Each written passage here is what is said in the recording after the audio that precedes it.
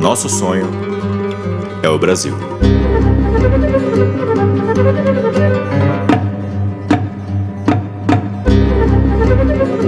O sujeito já mediou mesa entre o Alexander Dugin e o professor André Martin. Quer dizer, como é que você vê esse processo com a formação do BRICS, com essa união da China e da Rússia, com esse problema na Ucrânia e outras tendências aí que a gente está... Eu não acho que os russos possam ser condenados pela sua ação. Se você não tem uma visão liberal e romântica das relações internacionais, você sabe que as relações ocorrem entre países que não são mediados por uma ordem. O que há a nível internacional é uma desordem, uma anarquia. Não tem um governo mundial que reja as relações internacionais. Então, há uma estratégia americana de contenção da antiga União Soviética que permaneceu como uma estratégia de contenção da Rússia. O que ocorre aí? É uma disputa pela hegemonia do mundo, numa tentativa de ocupar o lugar de país hegemônico do mundo, porque é um local extremamente vantajoso. E os Estados Unidos, para manter essa posição, continuaram fazendo a contenção da Rússia e avançando com a famosa OTAN em direção às fronteiras russas. Eu costumo dizer o seguinte: um país fraco ao lado de um país forte, ele está sempre na corda bamba, não tem soberania total, né? Tem autonomia relativa. E ela é relativa principalmente à sua vizinhança. No nosso caso, a nossa soberania tem uma autonomia relativa alta, por quê? Porque a nossa vizinhança é toda menor do que nós. No caso da Ucrânia, a autonomia relativa dela era mínima, absolutamente mínima, porque ela não só estava do lado de um país muito maior, mas esse país é uma superpotência. E o que o Zelensky, né, o ex-palhaço presidente da Ucrânia, fez foi o seguinte: Estados Unidos, vocês vão vir para cá e vão lutar contra os russos se eu resolver entrar para a OTAN. Os Estados Unidos, que não são bobos, disseram, claro, óbvio. A famosa crise dos mísseis de Cuba, que foi exatamente a mesma coisa, só que envolvendo personagens distintos. Né? Ao invés da Ucrânia na fronteira russa, você tinha Cuba na fronteira americana. Né? Ao invés da OTAN avançando na fronteira russa, você tinha a União Soviética avançando na fronteira americana. E lá a coisa foi tão grave que se chegou à ameaça nuclear real. Né? Como você acha que é o papel da China nessa confusão toda? Porque a China é diferente do que muitos analistas diziam, a China bancou a Rússia, né? A China só tem a ganhar. Se os Estados Unidos perdem o processo hegemônico, a sua ascensão fica facilitada. E a guerra contra a China não é dos Estados Unidos, seria contra a Rússia. Porque a Rússia é uma nação nuclear, uma superpotência, que faz fronteira com a China. A China tem boas relações com a Rússia, não quer dizer que essas boas relações durarão para sempre. Então, se a Rússia perde, a China fica fortalecida regionalmente.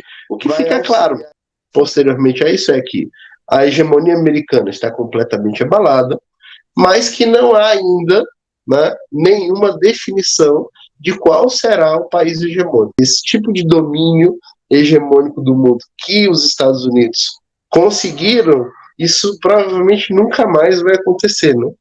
Você tem chinês andando de calça jeans, né, se vestindo de country, você tem esse tipo de coisa nunca mais vai acontecer no mundo, né? Eu acho que o que tem de mais parecido aí, quem conseguiu foi o Japão, né, mas só em termos culturais, e não conseguiu avançar isso em termos econômicos, etc.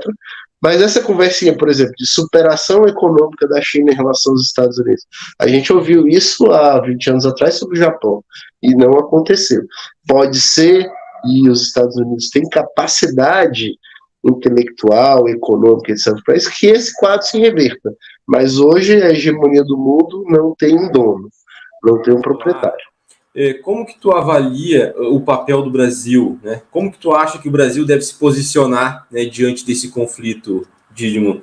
Olha, como eu acho que o Brasil deve se posicionar, seria a adoção imediata do meridionalismo, a revolução. O meridionalismo é a ideia de que o sul do mundo tem condições de concorrer com o norte. O que aconteceu até hoje? O norte sempre considerou o sul como seu quintal, veio aqui buscar as matérias-primas, levou para lá, industrializou e vendeu de novo. O professor André Martins diz o seguinte, olha, toda aquela história do McKinsey, de que é lá no Heartland que se concentra as grandes matérias-primas, a energia, etc. Ele diz, não, isso é balela. Se você pegar o sul do mundo, que já foi chamado de terceiro mundo, e etc. Se pegar tudo isso, isso tem mais potencial do ponto de vista mineralógico, marítimo, florestas, tem condições de concorrer economicamente com o norte. Mas precisa ter uma direção concreta. Ele chama essa direção de meridionalismo. E ele diz que ela seria conduzida por potências do sul, como o Brasil, a África do Sul, né, e alguns outros países, a Índia, né, num sistema de união que se utilizasse, por exemplo, das estruturas internacionais convergentes. Né? E essas uniões transformariam o Sul num polo, né? Que na minha tese é a ideia de que esse polo seria o quinto polo no mundo multipolar, né?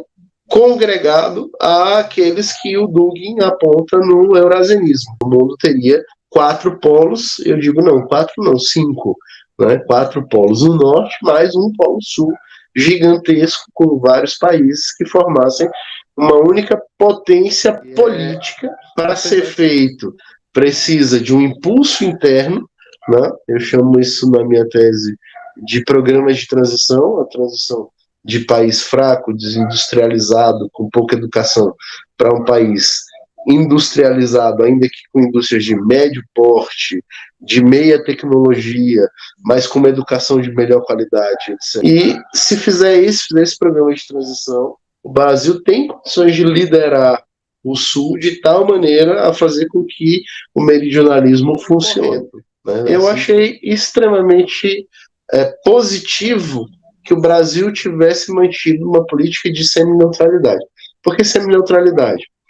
É assim, eu continuo na esfera de influência americana, entretanto não vou me pronunciar contra a Rússia, porque eu tenho relações com a Rússia, né, na manutenção do que o Brasil sempre teve no mundo, uma posição de neutralidade, não se envolver diretamente, a não ser que seja obrigado por um ataque direto.